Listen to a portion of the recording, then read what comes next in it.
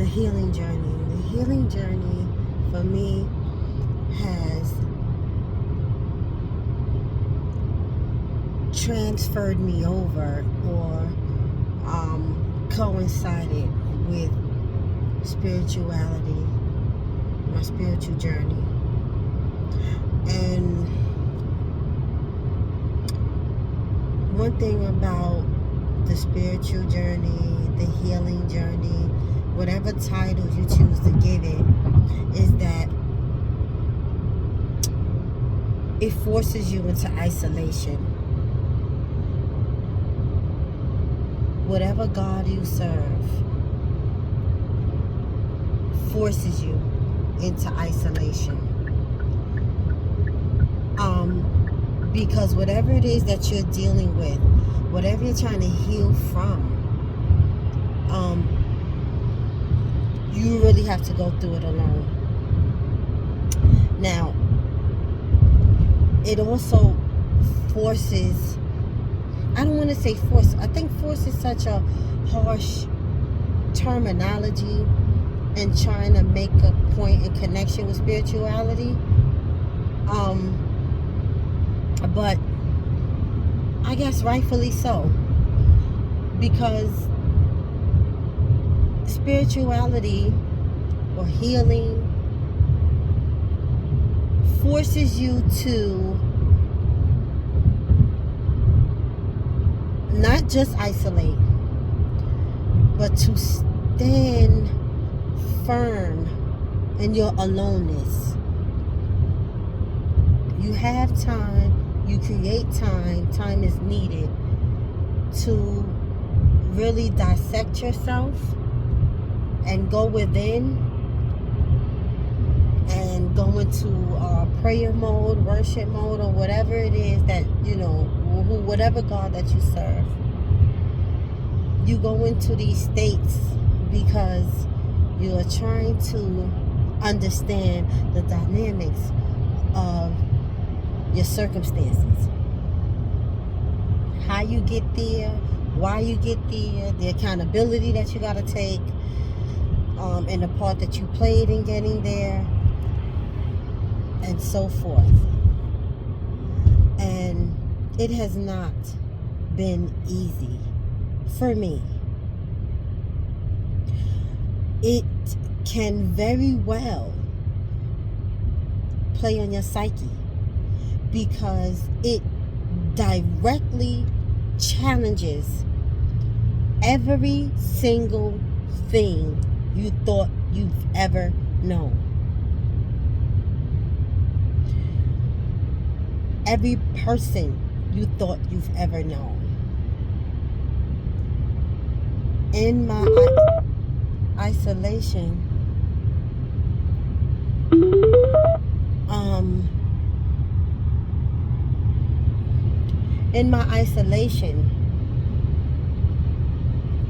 sorry about that, I was getting a call.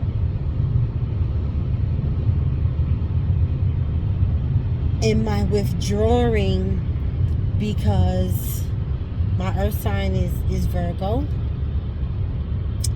and although each sign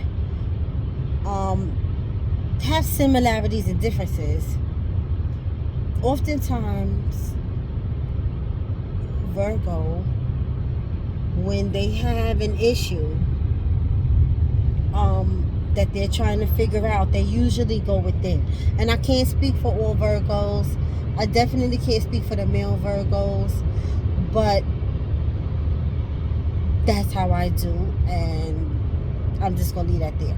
So I go within and try to do some configuration, try to figure some shit out, and I can definitely say that different things have been exposed to me about different people. I was not at a point in my life where I was ready for such information, and then I questioned the information that I was receiving, and then there were signs that was given to me there was warnings, red flags, and such that was given to me. And I'm talking about from friendships to relationships. And it saddens me, real shit. And this is one of the ways that it plays on your psyche, because you spend so many years with a person or persons building a friendship, and you're under the assumption and or the impression that because you value yourself, your friend or significant other, they value themselves. And so time is of great importance, because time is a very valuable resource. And you, or me, let me just say me, I'm going to stop speaking in third party term. Because of how I felt about myself, I assumed that these people, like I always felt like we were on the same page, and that they felt highly of themselves, and that whatever time that we spent together, what meant something to them, it was important to them as we got to know each other, and we claimed our title of being I don't know, best friends or sisters, or you know, my man, and you, me, pardon me, work with me, I did, you know, I invested valuable resources into people who were revealed unto me that they were not who I thought they were. Now, this is mind baffling, because again, the spiritual journey causes you to challenge every single thing that you thought. And it is such an irony, I think, that these people turn out to not have been on the same page as me, that don't have similar values as me. Even if they are not exactly the same, that's fine. I can respect and even understand you know, our differences. That's fine. We don't have to be exactly the same, but I thought that our differences and our commonalities is what brought us together, only to end up finding out that there basically were no commonalities. There were all differences, because people will find ways to use you to their advantage. And so if they are suffering from low self-esteem, and they putting in the time that you have, you know, because I've had to dismiss and sever ties with people who I thought that I would be friends with forever, because they were revealing to me that I don't necessarily know if they were snakes. I know a few of them were, because situations, you know, definitely reveal that. But some of them, I can't really say that they were snakes, but they were suffering in areas of their life, and they used me to fill those areas in which they were suffering, because of how I love, because I am, whatever I do it wholly. I think it's a gift and a curse. I do my friendships, my sisterhood, my relationships, I'm all in 100%. And I am definitely a support system, or whatever you want to do. I'm not going to break all of that down, you know, but I am a support system. And I realized on this spiritual journey that people were using me to fill a void that they had within themselves, and that most of their relationships with other people turned out to be that way. You know, I just, in my isolation, began to see things from another perspective. I prayed for answers. You know the famous prayer, you know, when you go through something, it's like, you know what, You ask the universe, you ask the creator to keep revealing the people that you love, but they not loving you. Keep revealing these people so that I know how to operate in my own peace. Keep revealing these people so that I can sever ties and deal with them accordingly. You know, keep revealing these people so I can know who they are, and if we are beneficial, if it's reciprocity between us as friends or whatever the case is.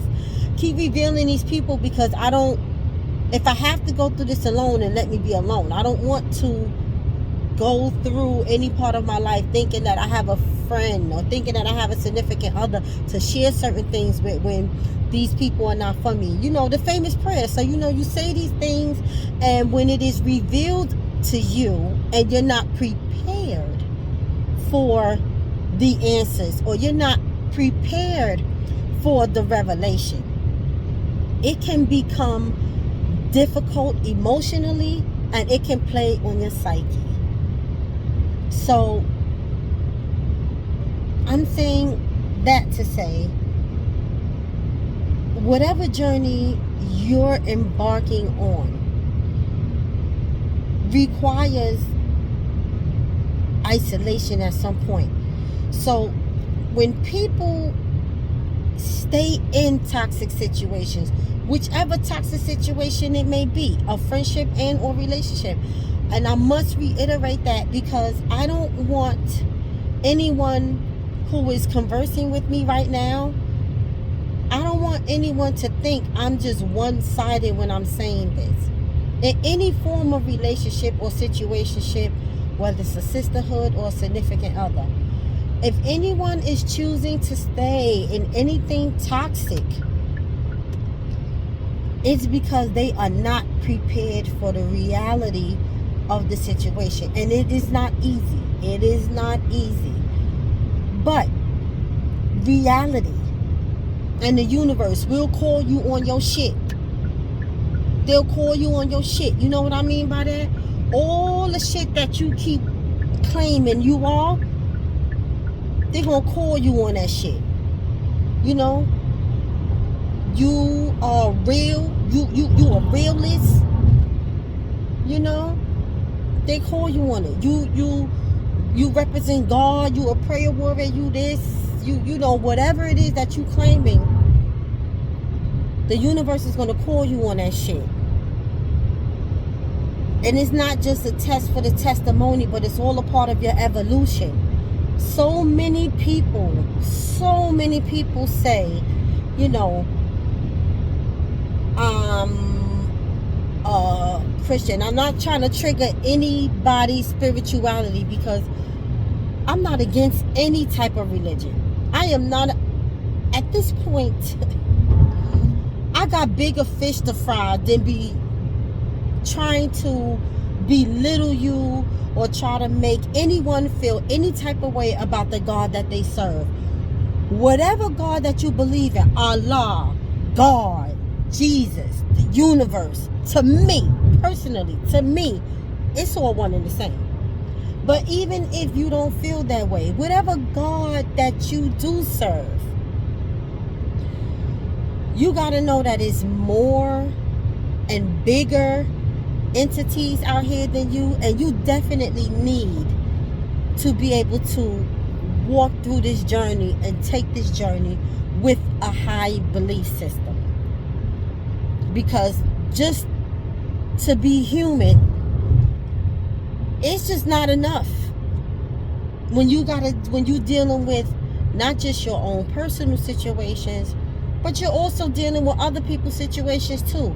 Because even though we're all here for our own individual journey, we're still a part of someone else's journey.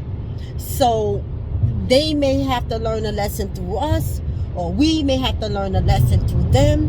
Whatever the case may be, it's all stitched in and niched in together, but for our greatest good. And I hope I didn't confuse you by what I'm saying. So I just wish you healing. No matter how far back you have to go, in order to heal. My separation caused me to go a ways back, because I wanted to try and understand the part that I played. I never tried to be perfect. I just tried to be what I said I was. You know, and at the time I'm like, check this shit out. I'm a real bitch. I'm a thoroughbred. I'm gonna be there for my man. I want my family. I want my family to work. I want to, you know, and the universe called me on that shit. Because just know that you have the power to manifest the life that you want.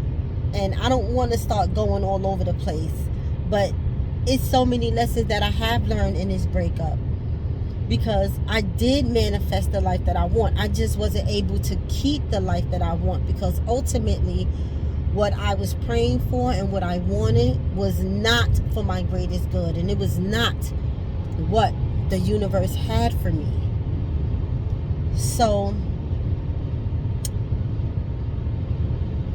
yeah, and sometimes it's difficult, because we all want what's best for ourselves, but we all want what we want too, and sometimes what we want isn't always what's best for us, and we can be persistent in wanting it, and when we are, the universe, God, they oblige us with what we want in order to create a lesson to teach us that what we want isn't necessarily what's best for us. So I wish you healing. I am still healing. July 21st of this month will be a year that he has left. And honestly, starting this channel has helped me so very much. This and journaling and groups, because I had started so many groups, because I'm telling you, I was so fucking hurt. I was so fucking hurt and in a confused state of mind, you know. But now I've learned some lessons, and I'm trying to get myself in a space where I don't dwell on it. I just try to chop it up and say, you know, I just don't resonate with sucker shit no more, because the shit he did was some real sucker shit. How he did it was some real sucker shit. And I just want to make note that I am not the type of ex that is going to chase you. I don't chase. And it's not about replacing. It's about, if I have to chase you, then that means I'm trying to force something.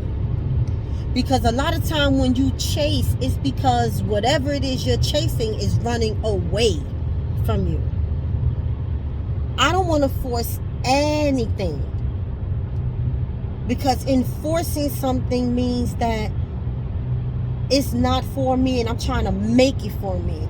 I'm trying to convince it based off of how I feel that, you know, this is what I want, and I think you should want this, or I think that you should want me, I think that you should want us.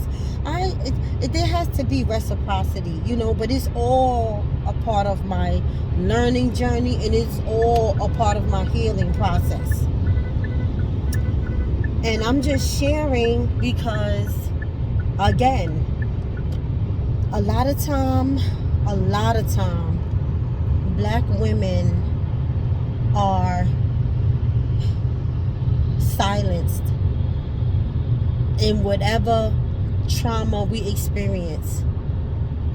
People want to silence us, and oftentimes what is not spoken about in our community also is that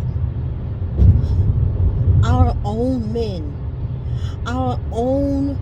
men who we would love to look to as kings and as leaders and as our equals and our significant others, our own men who we want to build relationships with and be with, and I'm talking from personal experience. Our own men want to oppress us. They either don't like or are intimidated by us when we find ourselves and stand in our own power, when we can stand wholly in who we are and strongly next to our significant other and pridefully, like, it took a lot for me to get here, baby, but I made it, and here I am, and I've arrived in this space, and now we can do this together. You have a partner who is equally supportive with you and for you. I don't know what about that is so threatening to a lot of our men. If it don't apply, let it fly. But it is so unfortunate that it is threatening at all. And it's also sickening. And when they see it in us, they try to oppress us also into silence, into behaving a certain way. They try to, these are things that are not spoken of within our communities.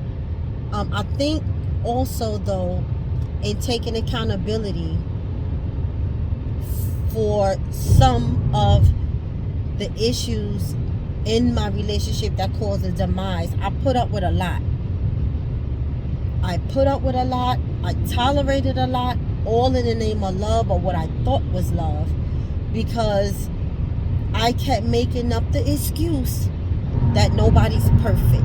Nobody's perfect. We all make mistakes along the way, but still, I want my family to work, and my family is gonna work, and we was raised in a fucked up society. We was raised in the hood, and our mentality, and we got some healing to do, and this, that, and the third. And I'm not to say that it's not true, but it is an excuse when it comes to hurting people that you love. Because if our backgrounds are similar, if we share similar stories, I was under the impression that we'll be able to have a common understanding, and we'll be able to have a support system within each other.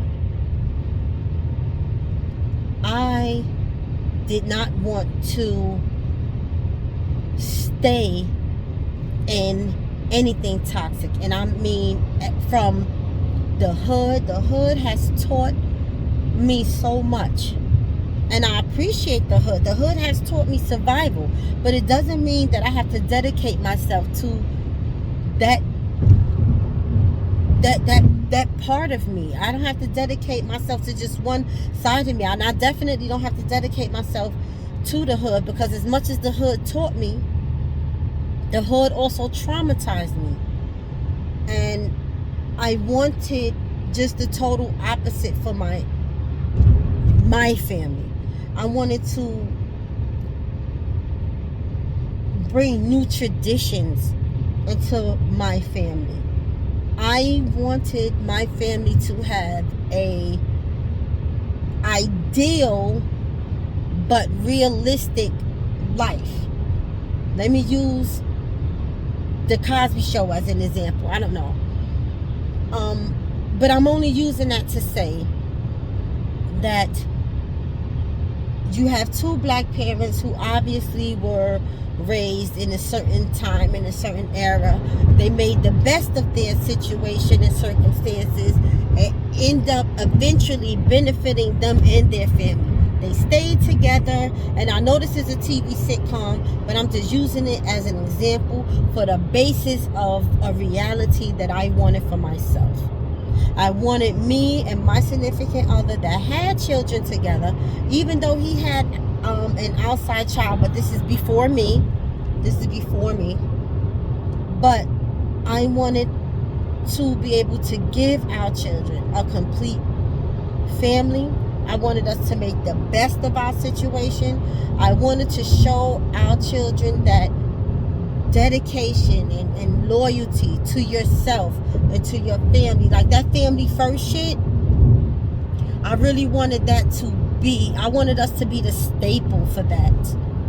I wanted us to be the staple for that, so that my children, our children, will always be able to say, you know, Matt, you know what?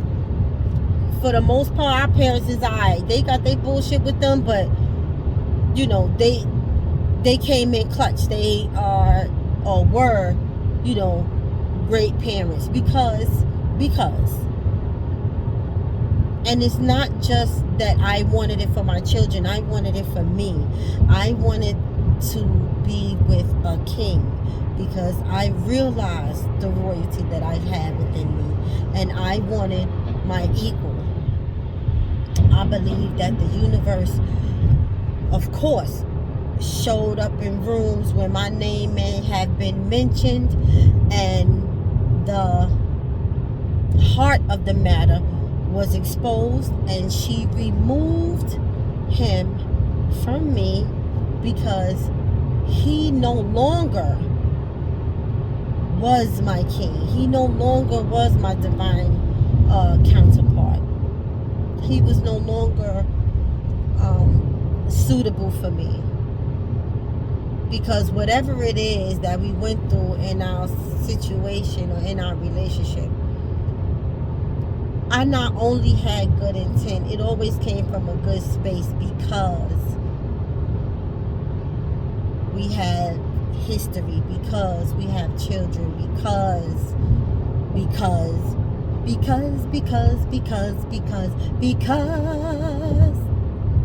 that's what Dorothy said, right, on The Wizard of Oz. And so I'm gonna get ready and end this. I just wanted to say, keep healing, don't stop. In the famous words of Steve Harvey, if you're going through hell, don't stop there. Keep going so that you can get out of that motherfucker. And that is what this journey has been like for me. I am so grateful to be in the space that I am in now. I am grateful for those of you who respond, who and keep me motivated, and that's ultimately what I want for myself and just us as a people. I just wanted to create a space where it is safe to vent, it is safe to heal, a non-judgmental safe space for the alike who just want to try to get on with their life. I realize that therapy is an option, and I am not taking away from anyone who wants therapy or who does therapy. That's not what this is about. This is just about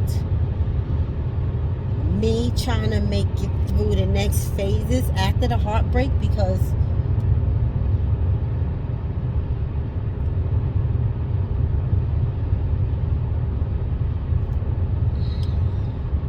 14 years, that's a long motherfucking time to invest in someone. And shit, it was more than that, but I mean, 14 years is a long time to invest in someone that wasn't even the fuck around. And it took for this breakup for me to look back in retrospect and see that the relationship has always been one-sided, and that it was always me holding up the relationship, and that a huge part of our relationship was based on how I felt for him, even the birth of our children. And it's not to take away from that, because my children are my lifeline. I have 2 of them, and I call them my left and right lung. That's what they are. That's what they are, my left and my right lung. And without them cats, I can't breathe. Them boys there, they are like everything to me. And They were created out of love. They were created out of love, and I don't regret any of it, anything. I'm just simply saying that a lot of my decision making was always based on how I felt for him. And it took me to go through all of this to realize that the relationship was one-sided the whole time. The whole entire time. And so I am getting into the space now that I see what it really is and how it really was. All of those resources that I was using to salvage a one-sided relationship, I now am putting all of those resources back into myself on this healing process and on this healing journey. And I'm thankful for the space that I'm in now, because I can finally say that I'm starting to feel some normalcy again, even though everything is different now. Do that make sense? I am beginning to feel like a new version of myself. I am beginning to not feel the brunt of that anger, of that sour, of that bitter. I was feeling that for a very long time. And I had to feel it to go through it, to learn how to heal from it and to move forward. But I'm just glad for the most part that is over. And I feel good about it. I feel good about it. Even though it wasn't easy, I feel good about it. And I am proud of myself. And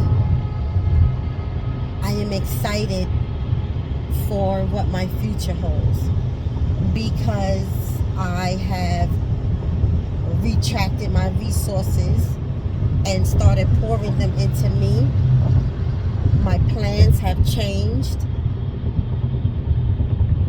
And I honestly, I'm excited about it. I'm in the space now where I'm actually excited about what I have planned for myself and my future. And I've done a vision board, and I am willing to see how much of it plays out. And I am definitely in the mode of continuing to align myself with the universe to configure not only how this will play out, but which direction it will take. Because we can plan all we want, but a lot of times God may have something different, lined up for us. And whatever it is, it's all to escort us into our greater good, our highest purpose. So with that, I am going to bid my farewell to you. Thank you so much for listening to me. Please feel free to leave comments. I definitely look at the comments, read them. The last post I did, which was called Harsh, feel free to check that out. But I had some comments that really jogged my thought process more. Definitely. One by the Black Superman, if I recall correctly, when he was saying something about forgiveness plaguing our communities. And I definitely have a response for that, because it's a duality when it comes to that, for me. forgiveness has definitely plagued our community.